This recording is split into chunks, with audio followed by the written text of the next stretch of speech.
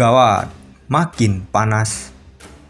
Partai Demokrat menanggapi terkait tidak dilanjutkannya revisi UU Pemilu oleh Komisi 2 DPR RI. Partai Demokrat menilai ini sebagai bentuk inkonsistensi pemerintah dan parlemen lantaran adanya kepentingan kekuasaan. Ini tentu akan menjadi banyak pertanyaan masyarakat, karena inkonsistensi pemerintah dan parlemen.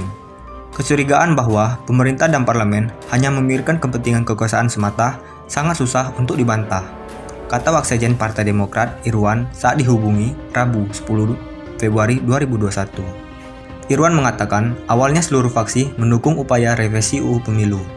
Namun dia heran, mengapa seluruh fraksi jadi batal merevisi UU usai Presiden Jokowi menolak hal tersebut. Apalagi revisi UU Pemilu ini kan sejatinya adalah kehendak seluruh fraksi di parlemen ditandai dengan masuknya RUU Pemilu dalam prolegnas prioritas 2020. Mengapa sejak Presiden Jokowi statement menolak kemudian dibarengi partai koalisi pemerintah semuanya balik badan? Irwan pun menduga adanya kemungkinan kepentingan Jokowi untuk mempersiapkan Gibran Raka Buming Raka maju ke DKI Jakarta. Menurutnya, tidak ada penjelasan lain yang lebih masuk akal dibalik penolakan revisi UU Pemilu tersebut. Apakah ada faktor baru yang membuat pemerintah merubah kebijakan politik pilkada dengan menundanya ke tahun 2024? Mungkinkah keputusan ini dilatari oleh kemungkinan Presiden Jokowi mempersiapkan keberangkatan Gibran Raka ke Solo, Jakarta? Karena dirasa terlalu cepat jika Gibran berangkat ke Jakarta tahun 2022 ini. Pertanyaan ini muncul di masyarakat banyak karena terus terang saja saya sendiri pun sulit untuk menemukan penjelasan yang lain lebih masuk akalnya. Seperti diketahui, Komisi 2 DPR telah menggelar rapat dengan Ketua Kelompok Fraksi terkait kelanjutan pembahasan revisi UU Pemilu. Ketua Komisi 2 DPR, Ahmad Doli Kurnia, mengatakan para kapoksi sepakat untuk tidak melanjutkan pembahasan RUU Pemilu. Tadi, saya sudah rapat dengan seluruh pimpinan dan kapoksi yang ada di Komisi 2 dengan melihat perkembangan dari masing-masing parpol terakhir. Ini kami sepakat untuk tidak melanjutkan pembahasan ini, kata Doli kepada wartawan di Kompleks Parlemen. Apakah semua ini ada hubungannya dengan Anies Baswedan? Sepanjang tidak terbuka jalan kriminalisasi, maka Anies Baswedan, Gubernur DKI, sulit untuk dibendung menjadi Presiden Republik Indonesia tahun 2024 sampai tahun 2029.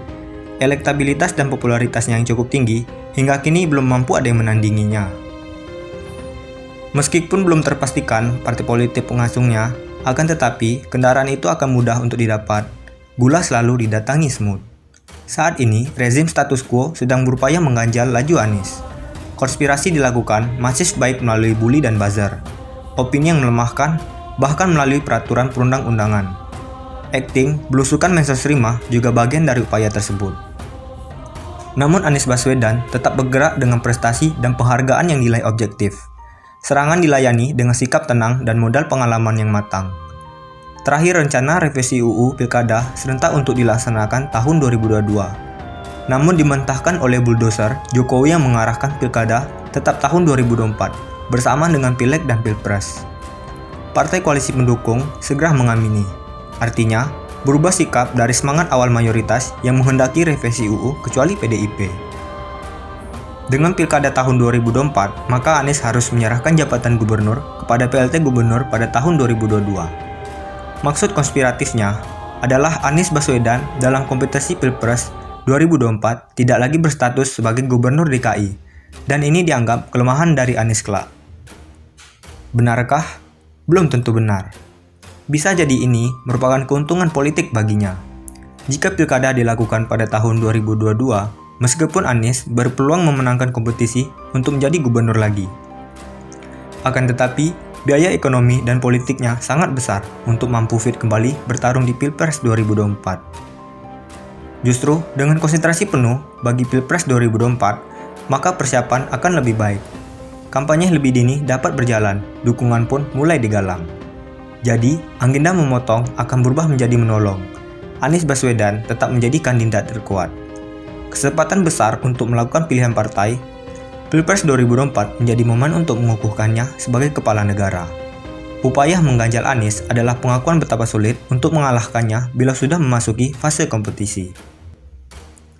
Ada yang menarik dari pandangan mantan Waketum Partai Gerindra, Arief Puyono, yang menyatakan bahwa satu-satunya orang yang dapat mengalahkan Anies Baswedan di Pilkada DKI adalah Gibran Rakabuming Raka jika Pilkada dilaksanakan tahun 2022. Tentunya, setelah menjadi gubernur, Gibran seperti ayahnya maju lagi untuk Pilpres 2024. Entah serius atau main-main, Mas Arief ini berpandangan seperti itu. Sulit ditebak. Sama sulitnya dengan melihat status Gibran, kompetitor lawan Anies ini sebagai wali kota Solo atau pengusaha martabak. Yang jelas, Gibran harus banyak belajar politik dulu sebelum mimpi terlalu jauh. Matang di pohon yang bukan karbitan, tidak menjadi mainan taipan, atau bermodal sekedar anak dari seorang presiden. Istana bukan panggung drama atau tempat bergaya. Para pemain sendiwara, lalu penonton pun terpaksa tertawa hanya karena rasa kasihan. Bagaimana menurut pendapat Anda?